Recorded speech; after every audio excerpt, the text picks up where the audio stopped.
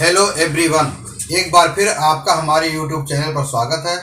आज हम electric car पर चर्चा करेंगे। 80 के दशक में देश में कार क्रांति का सूत्रपात हुआ था और मारुति को उसका श्रेय जाता है। 4 दशकों के बाद अब फिर एक कार क्रांति होती दिख रही है। इस बार यह इलेक्ट्रिक कारों के रूप में होगी। पिछले कुछ वर्षों से भारत के वाहन बाजार में इलेक्ट्रिक कारें दिखने लगी हैं। टाटा मोटर्स ने इसकी शुरुआत की और इसके बाद तो लगभग हर ऑटोमोबाइल कंपनी ने ऐसी कारें बनानी शुरू कर दी है। इतना ही नहीं, अमेरिकी कार कंपनी टेस्ला जो इलेक्ट्रिक कारों के उत्पादन में अग्रणी है, भारत में आने के लिए उत्सुक है। लेकिन समस्या यह है कि टेस्ला के मालिक एलन मस्क भारत सरकार की शर्तों पर यहाँ आने के लिए तैयार नहीं है। अगर वह आते हैं तो फिर बाजार में जबरदस्त प्रतिस्पर्धा होगी। बहरहाल भारत में काम कर रही तमाम कार कंपनियां इलेक्ट्रिक कारें बनाने लगी हैं। मारुति को छोड़कर टाटा मोटर्स के अलावा भारत की दूसरी बड़ी वाहन निर्माता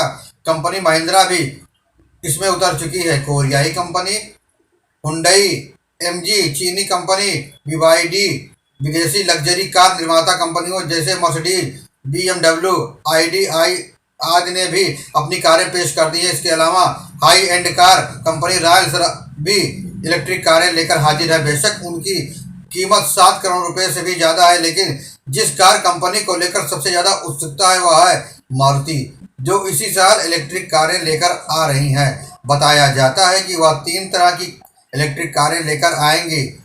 इस साल कार बाजार में प्रतिस्पर्धा तेज होगी।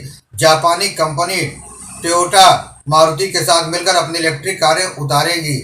मारुति बाजार की प्रतिस्पर्धा को ध्यान में रखते हुए शक्तिशाली बैटरी वाली कारें उतारने जा रही है। कहा जा रहा है कि ये कारें एक चार्ज में 550 किलोमीटर की दूरी तय कर सकती है। कंपनी कीमतों को वहन करने लायक रखेगी ताकि अधिक बिक्री हो। इलेक्ट्रिक कारों के साथ यह समस्या आ रही है कि ये एक चार्ज में लगभग 300 किलोमीटर से ज़्यादा नहीं जा पा रही थी। इसके अलावा उनके चार्जिंग की भी समस्या थी। ठीक वैसी है जैसे सीएनजी वाली कारों के मालिकों को एक जमाने में झेलनी पड़ी थी। इलेक्ट्रिक व्हीकल की बैटरियों का सबसे बड़ा निर्माता देश चीन है, जो दुनिया की कुल खपत का 79% उत्पादन करता है। उसके बाद अमेरिका का स्थान है। विदेशों से आयातित होने के कारण इन बैटरियों की कीमतें भी ज़्यादा हैं। भारत में बैटरियां बनती हैं लेकिन कम।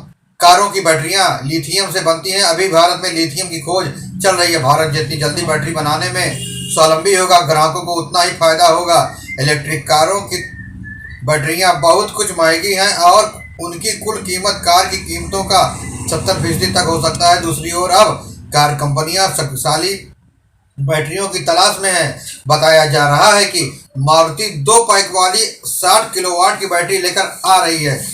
इससे कारों के ज़्यादा दूर बिना चार्ज के जाने की क्षमता बढ़ जाएगी। महंगी होने की वजह से सभी देश कुल कारों की बिक्री में इलेक्ट्रिक कारों की संख्या 1% है, कुछ ज़्यादा है। इलेक्ट्रिक कार जो बढ़ावा देने के लिए तेलंगाना में रजिस्ट्रेशन मुक्त कर दिया गया है। भारत सरकार की नीति भी यही है कि इन कारों को 2030 तक कम से कम 30% की सब्सिडी मिले।